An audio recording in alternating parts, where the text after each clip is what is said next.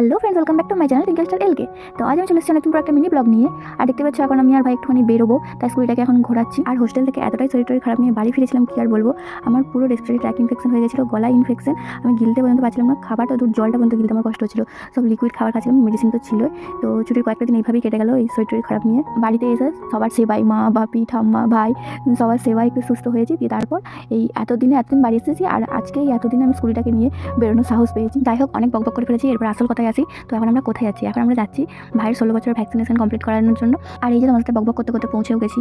তো এই যে ভাই বসে গেছে ভ্যাকসিন নেওয়ার জন্য। আর তোমরাও কিন্তু তোমাদের সমস্ত ভ্যাকসিনেশন কমপ্লিট করো, কারণ কি ভ্যাকসিনেশন কিন্তু আমাদের বেঁচে থাকার জন্য খুবই একটা গুরুত্বপূর্ণ জিনিস।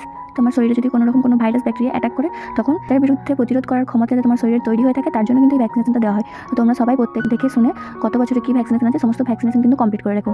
তো চলো আজকের মতো টাটা, দেখা হবে নেক্সট ব্লগে। ভিডিওটা ভালো লাগলে কিন্তু অবশ্যই লাইক কমেন্ট শেয়ার করে দিও, আর চ্যানেলে নতুন হলে সাবস্ক্রাইব করে দিও। টাটা।